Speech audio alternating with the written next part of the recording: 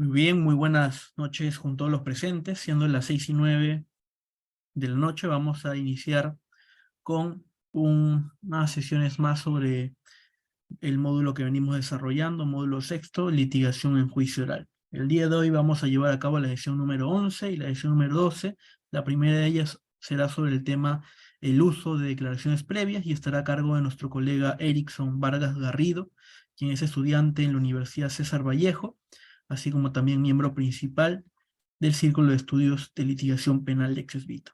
Y luego continuaremos con la sesión 12 sobre el tema de objeciones a cargo del colega Luis Rodríguez Portal, estudiante en la Universidad Nacional del Sante y miembro principal del Círculo de Estudios de Litigación Penal Lex Vita. Sin más preámbulo, estimados amigos, vamos a empezar con la disertación de nuestro compañero Erickson y le vamos a hacer el uso de la palabra para que pueda empezar con su exposición. Bien, adelante, estimado Erickson, te escuchamos atentamente.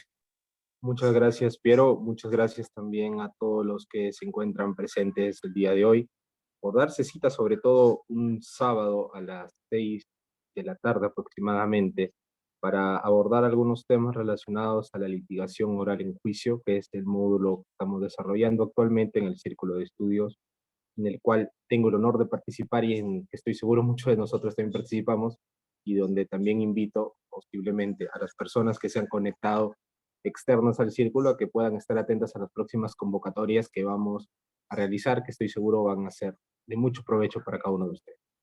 Sin más preámbulo, quisiera empezar a exponer el tema que me ha tocado el día de hoy, que es el uso de las declaraciones previas.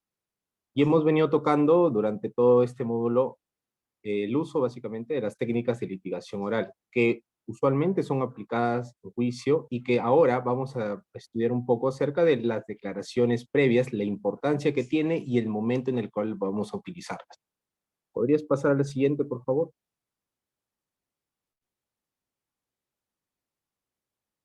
Gracias. Bien, ahora, en el libro de Benji Spinoza encontré el siguiente aforismo latino, que es verba volant scripta manent. Quiere decir que las palabras vuelan, pero lo escrito se mantiene. Esto implica de que, de cierta manera, lo que el testigo declare lo va a vincular, lo va a vincular a lo que él pueda decir en juicio. Más adelante vamos a ver de que las declaraciones previas pueden estar reguladas en cualquier tipo de documento.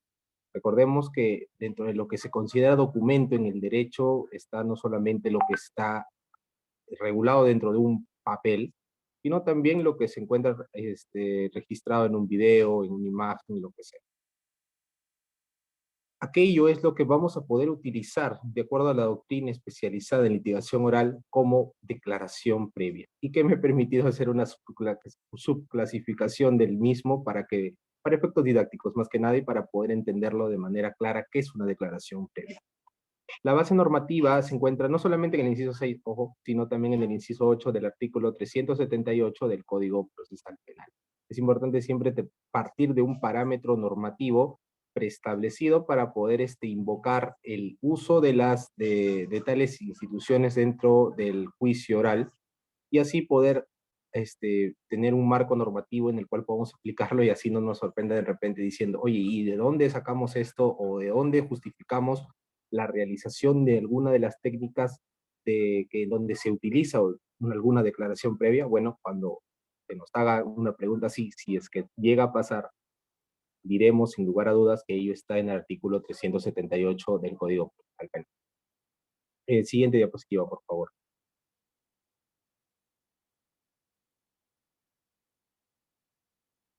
Gracias. Bueno, acá he traído algunas de las definiciones de lo que se trata de declaración previa. Tenemos la definición que brinda Fran Almanza, tenemos la declaración que brinda Jefferson Moreno y también tenemos la declaración que brindan los chilenos Weidelman y Dus, de las que podemos afirmar y extraer ciertos datos. La información la tienen ahí a la vista. Yo me permitiré explicarla en este momento y podemos extraer de que, en principio, la declaración previa es una declaración anterior al juicio. Anterior, entendámoslo así, a la declaración que que el propio órgano de prueba, en este caso el testigo o el perito, vaya a declarar. Pues como ustedes saben, la audiencia de juicio oral es una sola, pero por cuestiones de extensión o algo así se puede suspender e irse realizando por sesiones que no se extiendan demasiado conforme el propio Código Procesal Penal lo regula. Esto al final es lo que importa para que nosotros podamos definir en qué momento estamos ante una declaración previa o no. Este límite temporal es importante conocerlo y es lo que nos están diciendo aquí cada uno de estos autores y coinciden en ello, que la declaración previa es toda aquella realizada antes de la declaración en juicio. Ahora, no solamente tenemos sino también nos dicen otra característica importante que relacionado a lo que mencioné hace un momento, que el soporte donde se encuentra tal declaración previa no solamente tiene que ser un papel, sino también puede ser cualquier otro tipo de soporte, como un video, como una imagen. Esto nos lleva a realizar una subclasificación que, por fines didácticos, yo le expongo en la siguiente diapositiva. Por favor, Piero. Por mientras les voy diciendo, ¿no?, que una declaración es simplemente la exteriorización de nuestra voluntad para expresar o afirmar algún determinado hecho. Y justamente, en mención a lo que él decía, podríamos encontrar una subclasificación de las declaraciones previas indicando que existen algunas que se desarrollan dentro del proceso y existen algunas otras que se desarrollan o que se expresan fuera.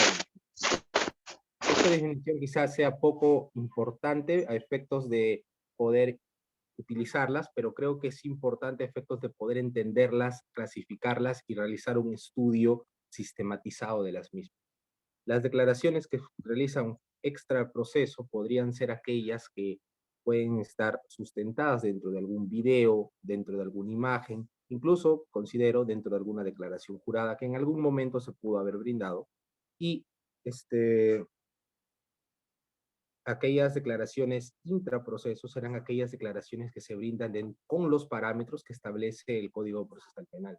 Recordemos que durante la investigación preparatoria existen básicamente 3 momentos en los cuales puede brindarse declaraciones. La primera es evidente al momento de que se toma conocimiento de la noticia criminal. El fiscal dispondrá aquellos actos urgentes e inaplazables que tienen relación para, por un lado, acreditar la incidencia del hecho punible y, por otro lado, la identificación de los implicados. Para ello es necesario también que se realicen ciertos actos de investigación donde, sin lugar a dudas, se encontrarán las declaraciones de testigos que hayan podido presenciar el hecho o la declaración incluso de los agraviados o de los que son posibles implicados en el hecho. Estas declaraciones, durante las diligencias preliminares, pueden ser delegadas por el fiscal hacia los policías para que los policías lo hagan, obviamente resguardando todas las garantías que ello implica, o el propio fiscal en su propio despacho lo puede tomar a cabo. Sería interesante también aquí partir de esta premisa extranormativa de las entrevistas que realiza, por ejemplo, el Ministerio Público cuando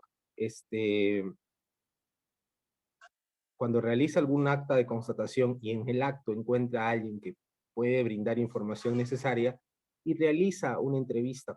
Recordemos que cuando el Código Procesal Penal del 2004 entra en vigencia, no solamente entra en vigencia la propia ley, sino que entra en vigencia en ciertos modelos que se fueron aplicando y que justamente uno de esos modelos estaba en tallar con la entrevista.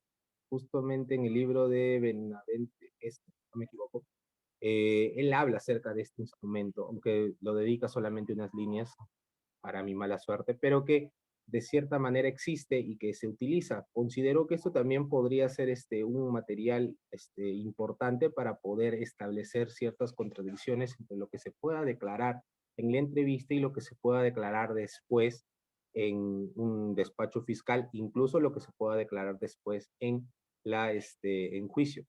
¿Esto por qué lo menciono? Porque si bien es cierto, es la misma persona la que realiza la declaración, no es menos cierto que mientras más cercana sea el hecho, más detalles podrá recordar o su declaración podrá ser mucho más espontánea. Mientras más lejano sea, puede verse afectado por la memoria y olvidar ciertos detalles o ciertas cosas que fueron importantes para fueron importantes para poder determinar si es que existe responsabilidad de una persona o si es que no le existe. Por ello, considero que el uso también de las entrevistas será crucial y tenerlo en cuenta no es una cuestión menor. Además, recordemos que también se pueden realizar declaraciones durante la investigación preparatoria formalizada. Incluso las declaraciones se pueden ampliar siempre y cuando tengan una justificación.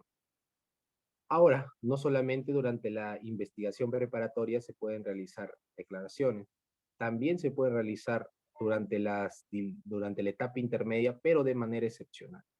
¿En qué momento? Cuando el fiscal realiza un sobreseimiento y el agraviado, de cierta manera, no está conforme con ello, podría solicitar al juez de garantías o al juez de investigación preparatoria que revise la acusación y que en todo caso disponga una investigación suplementaria donde podría ofrecer en esta etapa instructiva dentro de la etapa intermedia ciertas declaraciones y que estas declaraciones, si es que después se determina que existe motivo para que pueda de repente acusarse y se llega e inicia con el control, con la etapa intermedia, dichas declaraciones en juicio podrían ser utilizadas también para el uso de declaraciones previas y de esta manera determinar si existen contradicciones o ser utilizadas también para refrescar la memoria de los testigos que ofrezcamos en juicio.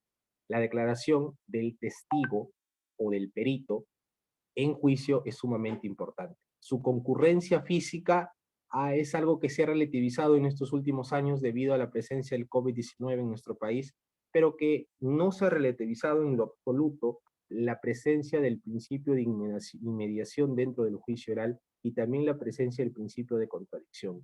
Muchos autores reflejan que el uso de estos dos principios justifica también el uso de las técnicas que mencionaremos en un instante, tanto las técnicas de refrescamiento como la de evidenciar contradicción.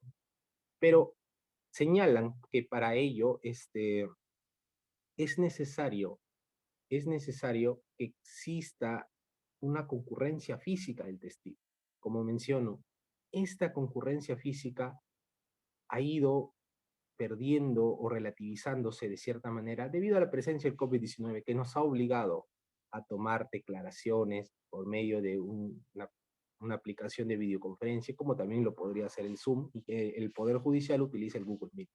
Ahora, ¿qué es lo importante dentro del principio de inmediación? Lo importante dentro del principio de inmediación es de que el juez pueda apreciar la declaración de los testigos y darles, de acuerdo a la sana crítica y la libre valoración de la prueba, un cierto valor probatorio a lo que los testigos puedan invocar. Por ello, la información que se ingresa a juicio es sumamente importante. Daniel, mi compañero, más adelante tocará el tema de las objeciones, que es la manera en la que podemos controlar la información que se puede ingresar dentro de juicio oral. Cuando uno realiza preguntas, se espera una respuesta. Si es que la pregunta ha sido mal formulada y puede afectar también a la información que se va a ingresar, ahí es donde, bajo ciertos parámetros, está permitido objetar y evitar que esa información. De la misma manera, si es que una información ingresó y hay contradicciones, será labor del litigante evidenciar. Y si es que una información es importante que se diga y el testigo o el perito no lo recuerda, será importante que el litigante tenga eso en cuenta para que refresque su memoria. Y también existen declaraciones previas extra proceso, que pueden ser videos, declaraciones juradas, entre otros, como para cerrar este tema. Siguiente, por favor. Conforme al artículo 378 del Código Procesal Penal, existen dos maneras en las que podemos utilizar las declaraciones previas. La primera es la técnica del refrescamiento de memoria y la segunda es la técnica de evidenciar contradicción. Textualmente, el artículo menciona lo siguiente. Se utiliza cuando el testigo o perito declara que ya no se acuerda de un hecho, pudiendo leer la parte correspondiente del acto sobre su interrogatorio anterior para hacer memoria. Esto en cuanto a la técnica de refrescamiento de memoria. Y en cuanto a la técnica de evidenciar contradicción, el mismo artículo señala lo siguiente.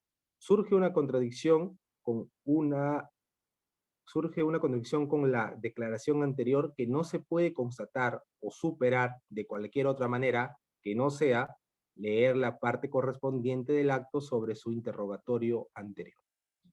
Estas dos técnicas son la manera en la que se va a utilizar lo que nosotros mencionamos anteriormente. El uso de las declaraciones previas se materializa con estas dos técnicas dentro del juicio oral.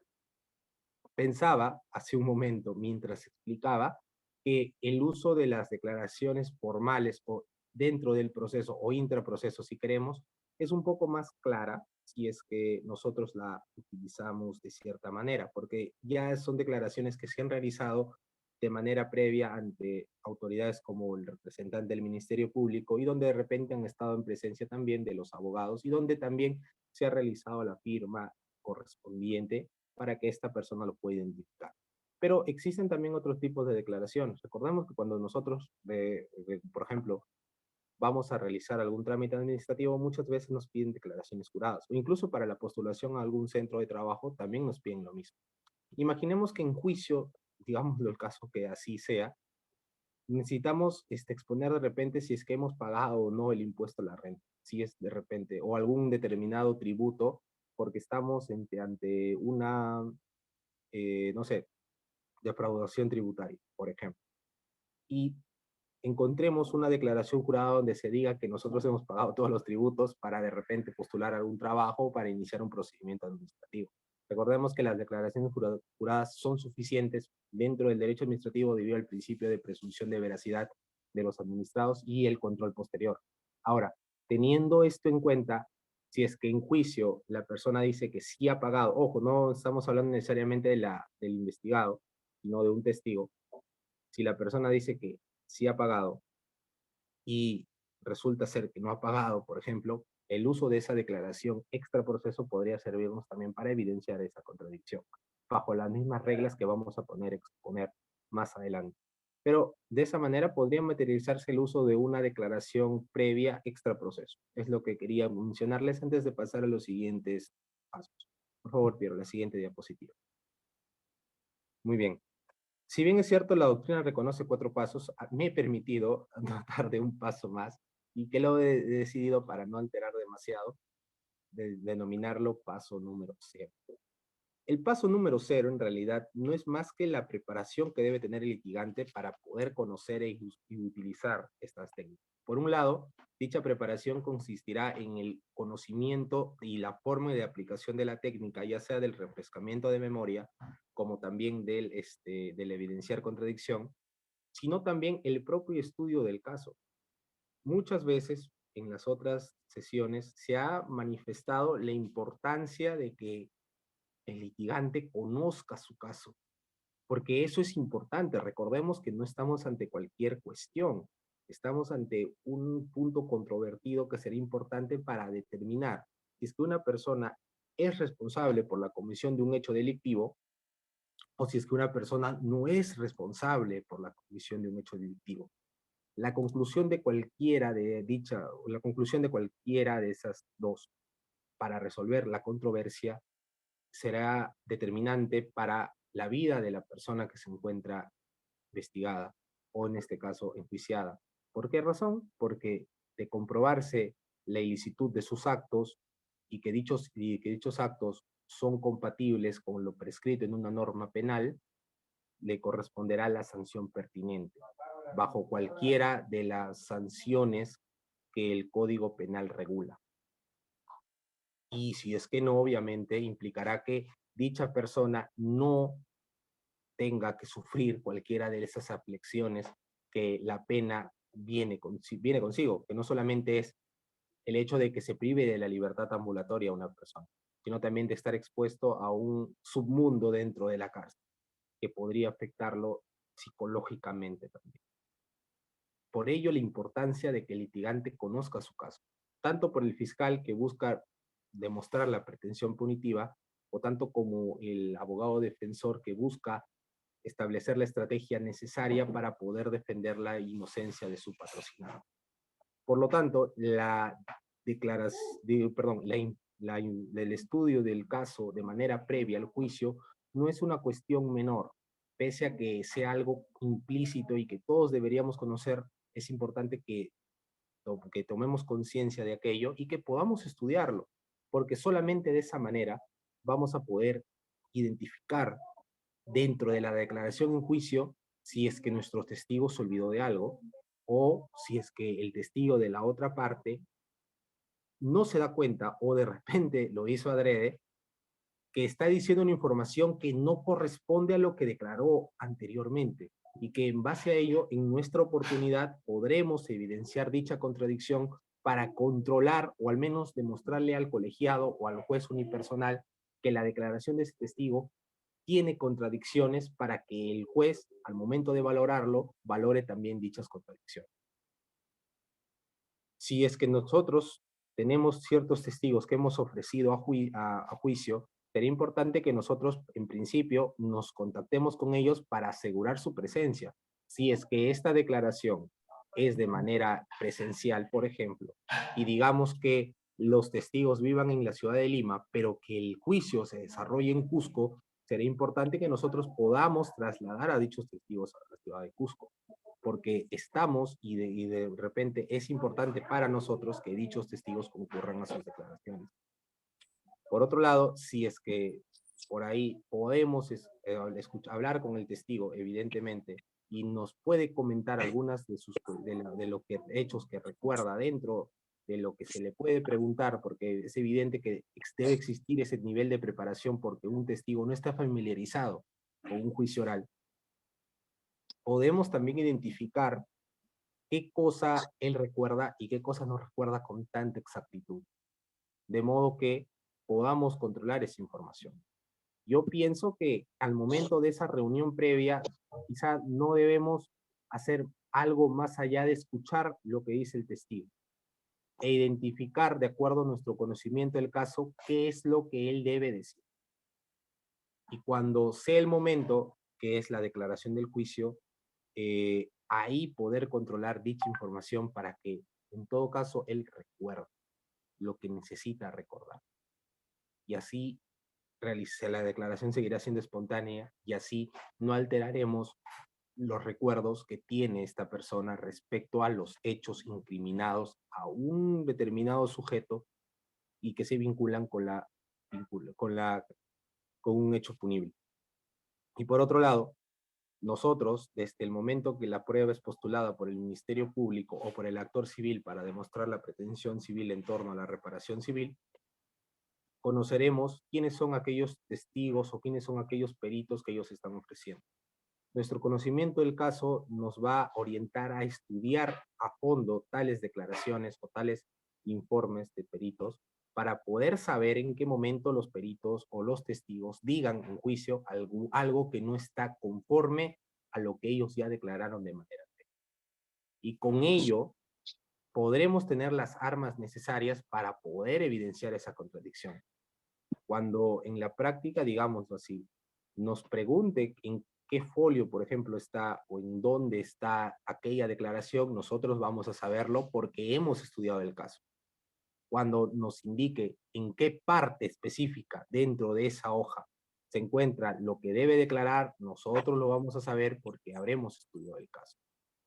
Por eso, repito y repito una y otra vez, el estudio del caso no es una cuestión menor y es algo que deberá tenerse en cuenta, ya sea para cualquiera de esas dos técnicas, como para cualquiera que quiera desarrollar y profundizar y exponer de manera correcta su teoría del caso. Siguiente diapositiva, por favor. Aunque creo que de aquí de esta a la siguiente, porque la otra también es paso cero. Ajá, la otra. Ya. Ahora vamos pues, para finalizar con esta pequeña exposición, vamos a estudiar acerca de los pasos que se necesitan para evidenciar contradicción y también para realizar la técnica de refrescamiento de memoria. Ambos, como mencioné hace un momento, tienen 4 pasos. El paso 0, como les mencionaba, podría servir para los dos. El paso 1 será el siguiente.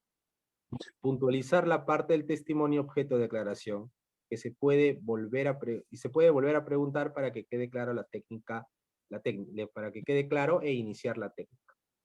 Recuerden, la evidencia... Hasta las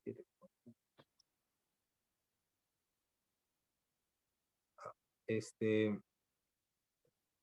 Tenemos, como mencionaba, primero el estudio del evidenciar Oh, no, contradicción con ya, cuatro ya pasos cambió ya. y todo lo demás. Se había quedado pausado, trabada y ya empezó ya a traer. Claro. Bueno, repito, el evidenciar contradicción, 4 pasos, el paso 0, estudiar el caso y todo lo demás. Ahora, el paso número 1 será puntualizar la parte del testimonio y objeto de declaración. Nosotros vamos a estar escuchando la declaración, probablemente. Primero, como es una evidenciar contradicción, quien será la primera persona que lo va a entrevistar será la parte que lo ofreció. Ya sea si es el fiscal deberá preguntar primero, y si es la parte de defensa, ellos deberán preguntar primero. Bien, ahí es donde ellos van a brindar esa información. Ahí vamos a poder identificar qué información, digamos, es correcta o no. O sea, vamos a tener ahí un primer acercamiento de qué es lo que vamos a... Nestle, ahí nosotros vamos a poder,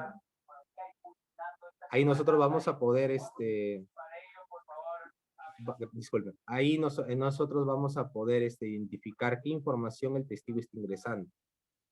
Ahora, cuando nos toque en nuestra oportunidad preguntarle a dicho testigo, es importante que preparemos el terreno para que podamos preguntarle de manera adecuada.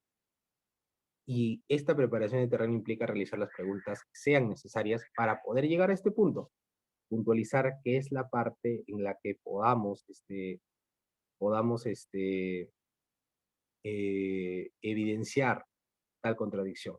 Quizá de repente con el apoyo de una pregunta sugestiva que es posible utilizarlo dentro del contrainterrogatorio. Ahora, habiendo identificado esa parte, pasaremos al siguiente paso. Incluso podemos volver a preguntar al testigo para que quede claro que es la información que está tratando de ingresar al juicio y que el juez o el colegiado se den cuenta que nosotros estamos puntualizando esa parte en especial. Luego pasaremos a acreditar la declaración previa. ¿Cómo lo haremos? Diremos, ¿usted realizó alguna otra declaración antes? Sí, la realicé durante la investigación preparatoria y así. Y una vez que acreditemos la existencia de dicha declaración, trataremos de que tal declaración sea mucho más fiable. ¿Y cómo haremos que tal declaración sea mucho más fiable? La fiabilidad va por el hecho de recordar. Recordemos lo que mencioné hace un momento. Mientras más cercana sea la declaración, mucho más fresca será sus recuerdos y no se verán afectados por el paso del tiempo. Por lo tanto, esos mayores detalles y en contraposición con los detalles que nos puedan ofrecer en juicio, será importante conocerlos para poder exponerlos si existe alguna contradicción. Siguiente, por favor. El paso número 3 es la confrontación. Una vez que acreditemos la existencia de esa declaración, lo que debemos hacer es exponer que la declaración le corresponde al testigo. ¿Cómo? Hacerle recordar que en un día determinado él realizó una declaración frente al fiscal, por ejemplo, y hacerle identificar su firma, su nombre, su DNI, donde manifestó que él realizó tal declaración.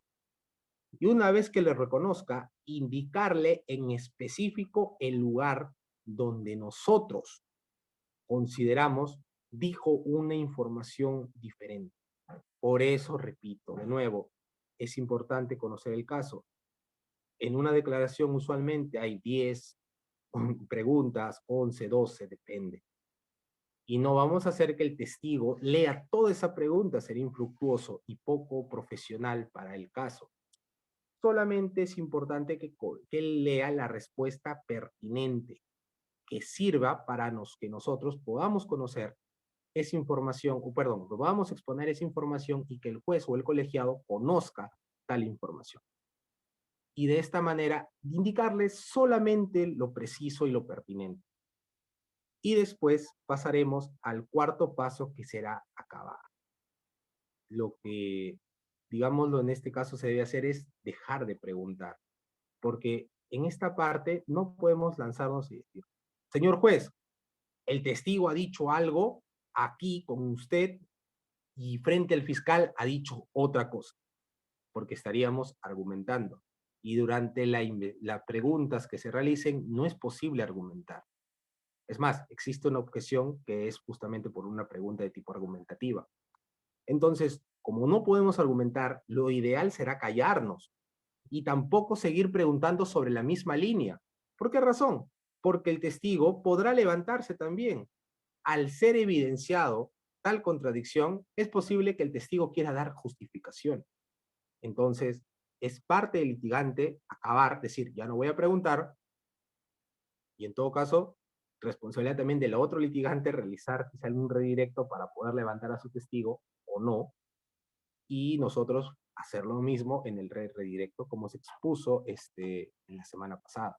Ahora, yo considero que podemos acabar de preguntar o podemos cambiar la línea de preguntas. Yo me acuerdo mucho que cuando se sugiere siempre, yo me acuerdo de esa sugerencia, no realizar preguntas explícitas cuando vas a preparar una declaración en juicio. No realizar preguntas explícitas. ¿Por qué razón? Porque al realizar preguntas explícitas, si es que pasa algo que puede ser que pase dentro del juicio, te vas a quedar en blanco. Lo ideal sería que tú prepares subtemas para que puedas preguntar. Y al preparar tales subtemas, implicará que nosotros podamos realizar las preguntas que creamos pertinentes en el momento. Y si es que ya evidenciamos contradicción, pero aún tenemos otros dos subtemas, por ejemplo, a tratar, cortemos esa línea y decimos, bueno, sobre otro tema, señor testigo, le quiero preguntar lo siguiente. Y si es que el testigo vuelve a insistir en el tema anterior, puntualizar, señor testigo, ese tema ya lo respondió, no tiene que responderlo. Respóndame en específico sobre lo que le estoy preguntando. Y de esta forma, controlar nosotros también la información que esté ingresando a juicio.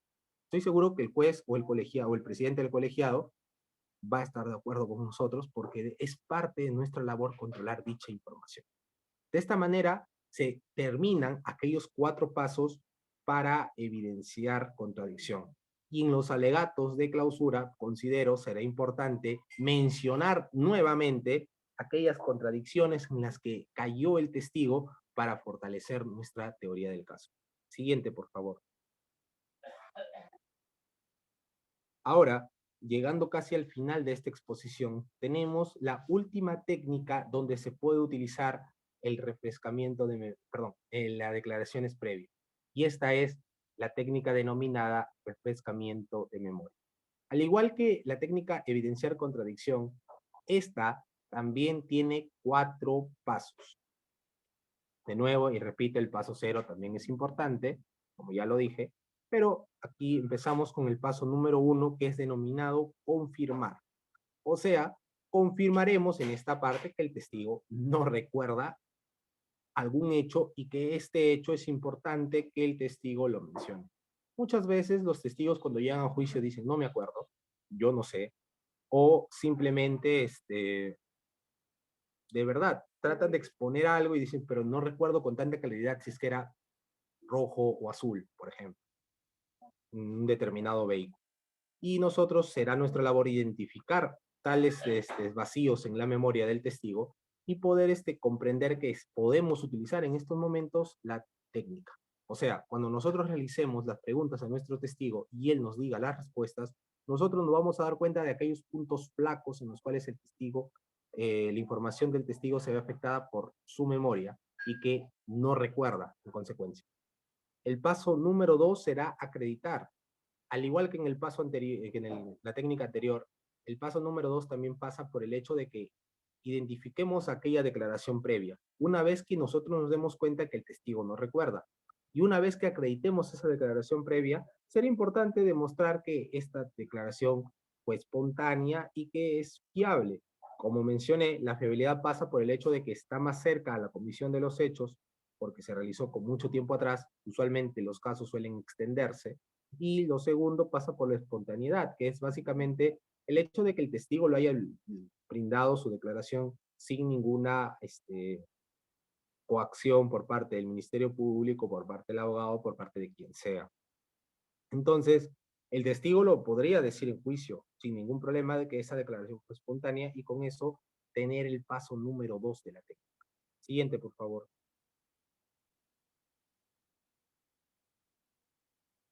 El paso número 3 se le llama recordar. Una vez de que nosotros hayamos justificado y reconocido esta declaración previa, y después de que le preguntemos al testigo algo importante, que es que reconozca esta declaración para que podamos hacerle recordar, es que nosotros le hagamos leer aquella información que es importante que él mencione en juicio y que recuerde.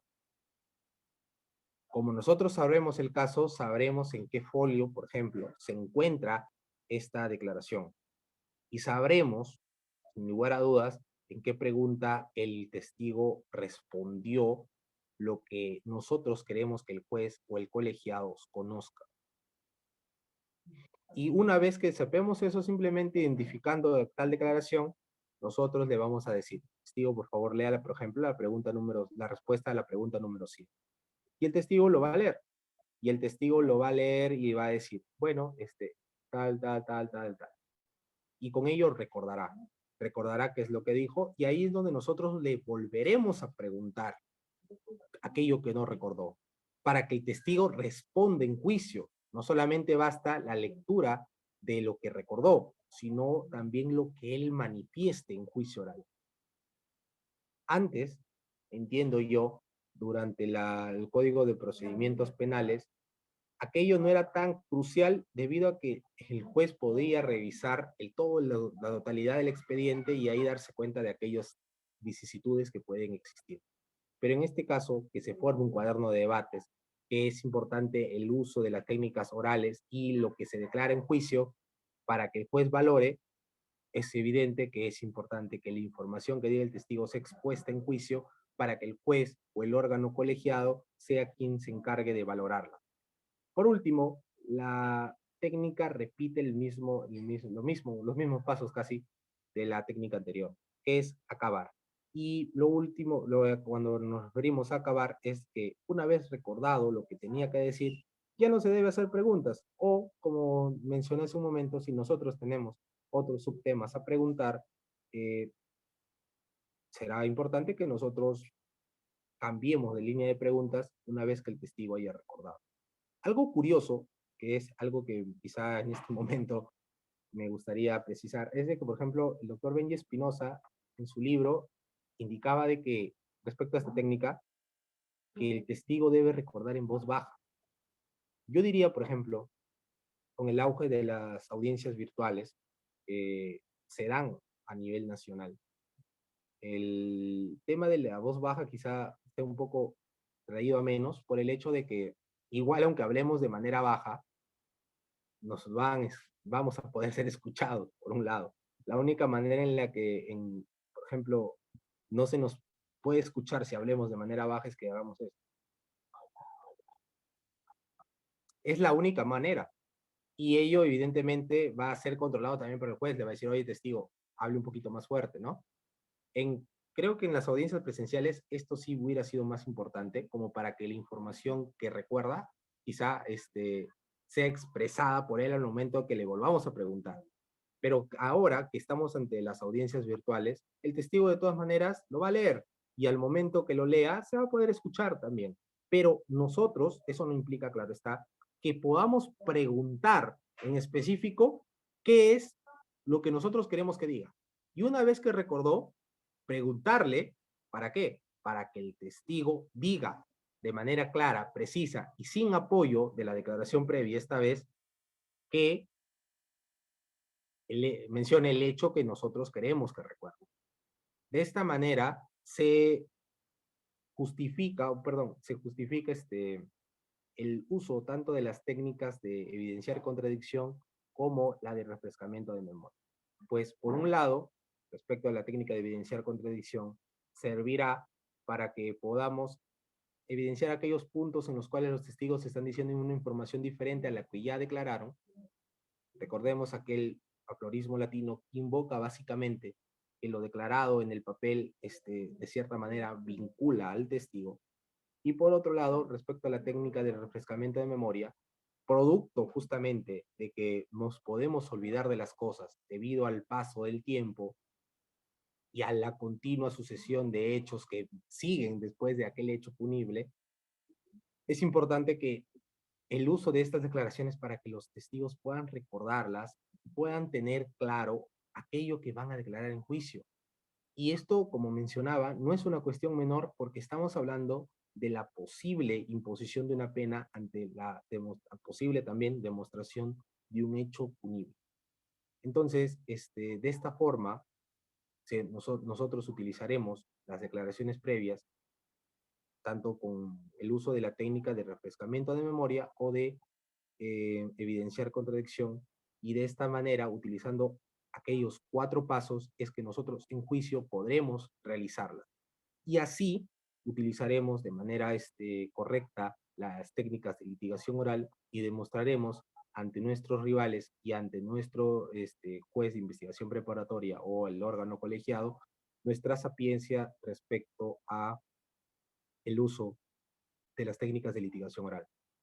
Espero que esta pequeña exposición haya sido de agrado de ustedes. Si tienen alguna pregunta, me gustaría absolverlas dentro del límite de mis capacidades, por supuesto, y que de cierta manera la formación que nos brinda el Círculo de Estudios Lexes Vita fomente mucho más el ámbito, el ánimo y el hambre de poder leer información acerca de las técnicas de litigación oral que nos beneficia a nosotros cuando estemos en nuestra actividad profesional, que no solamente se realizará en los procesos penales, sino también se podría realizar en procesos civiles o en procesos laborales. Muchísimas gracias, espero atentos si es que hay alguna pregunta para poder absolverla, y eso es todo por mi parte. Muy bien, Erickson, muchas gracias por la exposición, bastante interesante. Antes de concluir, en efecto, vamos a hacer el uso de la palabra a los compañeros que desean formular un interrogante, pueden hacerlo por el chat o pueden levantar la mano en caso hay alguna pregunta. Caso contrario, estaríamos concluyendo con la disertación. Bien, vamos a dar unos segundos para ese efecto, a ver si es que hay preguntas.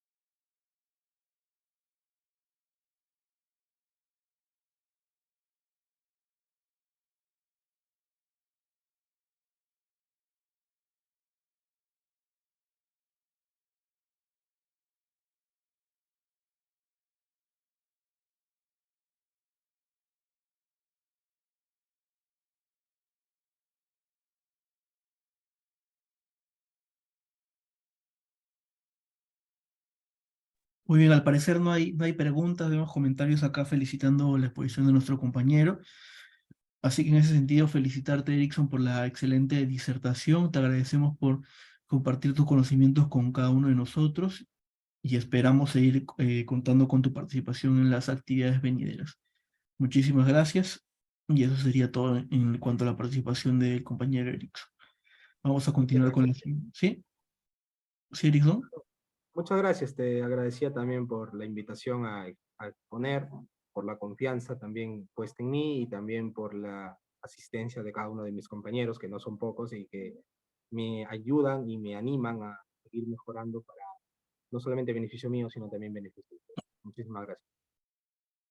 Perfecto, Erickson. Muchas gracias a ti por compartir tu tiempo con nosotros. Excelente ponencia, ¿no? Felicidades nuevamente. Vamos a continuar con la siguiente disertación.